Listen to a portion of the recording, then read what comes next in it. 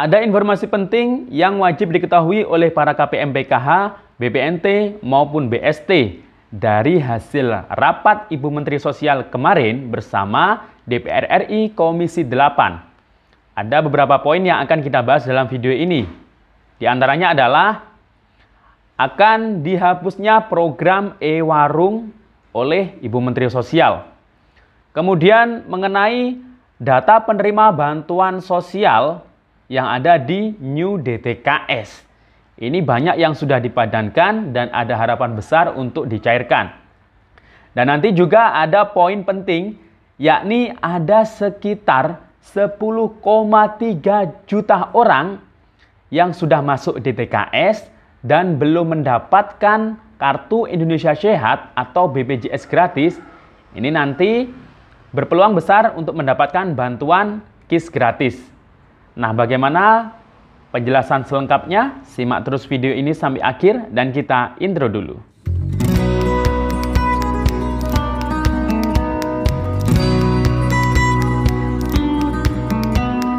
Assalamualaikum Sobat YouTube, salam sejahtera, Shalom, Om Swastiastu, Namo Buddhaya, salam kebajikan. Sobat YouTube, kembali lagi di channel saya, Sukron Channel. Apa kabar Sobat YouTube semua? Semoga Sobat YouTube semua selalu diberikan kesehatan, diperlancar segala urusan dan usahanya, dan diperbanyak rezekinya. Oke Sobat YouTube, pada video kali ini saya akan memberikan informasi penting yang wajib diketahui oleh para KPM PKH, BPNT maupun BST mengenai hasil rapat kerja Ibu Menteri Sosial kemarin bersama DPR RI Komisi 8. Ada beberapa poin yang akan saya bahas nanti. Dan sebelum kita lanjut, silakan yang baru bergabung di subscribe dulu channel ini dan ditekan tombol loncengnya agar Sobat YouTube semua mendapatkan pemberitahuan video terbaru dari Sukron Channel. Dan jangan lupa di-share di berbagai media sosial dan di-like apabila Sobat YouTube suka dengan video ini. Oke Sobat YouTube, kita lanjutkan pembahasan pada video kita kali ini. Nah, kemarin Ibu Menteri Sosial menggelar rapat kerja atau menghadiri rapat kerja dengan Komisi 8 DPR RI.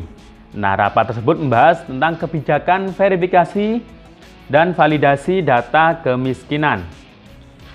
Nah, Ibu Risma selaku Menteri Sosial menyampaikan sistem data yang digunakan untuk 3 bantuan sosial yaitu PKH, BPNT maupun BST ini akan tetap mengacu pada DTKS, Data Terpadu Kesejahteraan Sosial.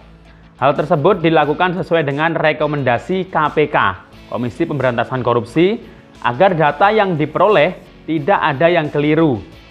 Seperti misalnya data double atau NIK tidak padan. Nah, jadi kemarin data yang double atau NIK yang tidak padan dengan Dukcapil yang ada di DTKS itu merupakan hasil rekomendasi atau temuan dari KPK. Jadi jangan menyalahkan Ibu Risma selaku Menteri Sosial, karena ini memang data yang sudah lama sekali ya, yang memang harus dipadankan atau harus diperbaiki datanya agar valid, agar lebih tepat sasaran dalam menyalurkan bantuan sosial dari pemerintah. Nah, disampaikan juga kepada oleh Ibu Menteri Sosial bahwa sedang dilakukan harmonisasi antara peraturan pemerintah pusat dan daerah agar tidak saling tumpang tindih. Nah, dilakukannya harmonisasi kebijakan khususnya Permensos terkait permutahiran data antara DTKS dan penerima program dilaksanakan dengan menegaskan peran pemerintah pusat dan pemerintahan daerah agar tidak tumpang tindih. Ini ujar ya Ibu Menteri Sosial. Nah, dijelaskan pula bahwa berdasarkan hasil pemadanan DTKS penetapan Januari 2020 ini yang dilakukan pada bulan Juni 2020 dari 97 juta lebih ya, data yang dipadankan masih terdapat 17,28% data yang tidak padan atau sekitar 16,7 juta data. Nah, ini 2020 yang lalu. Kemudian setelah dilakukan perbaikan data pada bulan April 2021 kemarin berhasil dilakukan perbaikan data sebesar 14,4 juta data, dan pada saat penetapan New DTKS, nah yang Sobat YouTube semua cek melalui cek bansos.kemensos.go.id itu merupakan New DTKS namanya. Nah, di sana itu datanya yang sudah padan dengan Dukcapil itu sudah mencapai 100.662.702 data.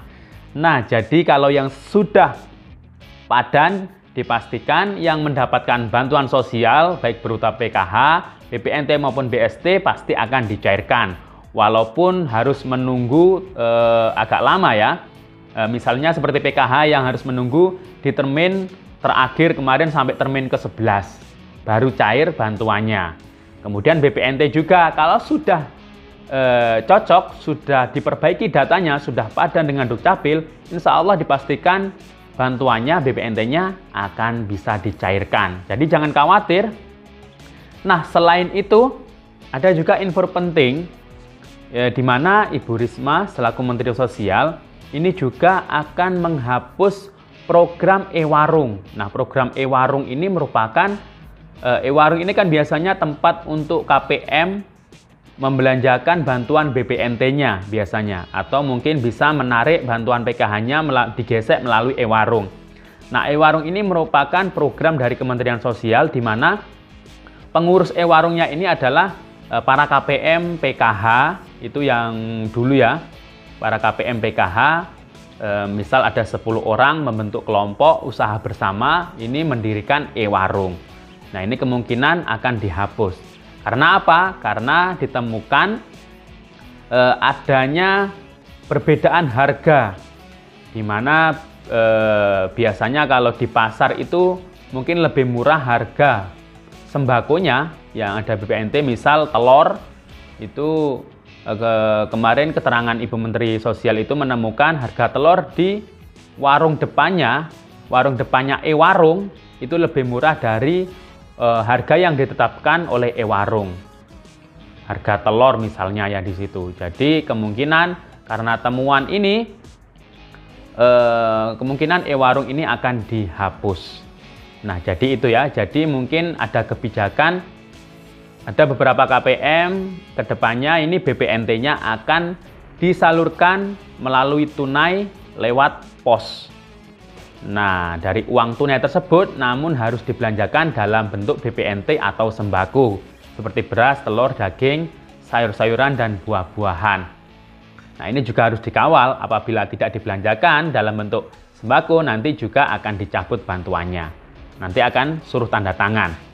Nah, selain itu ada informasi dari poin yang hasil rapat kerja kemarin bahwa sudah saya jelaskan di bulan-bulan yang lalu ya, ketika PKH ini banyak yang tidak cair dan BPNT, bahwa ada sekitar 884.417 KPM PKH ini datanya tidak berasal dari DTKS. Ini merupakan temuan.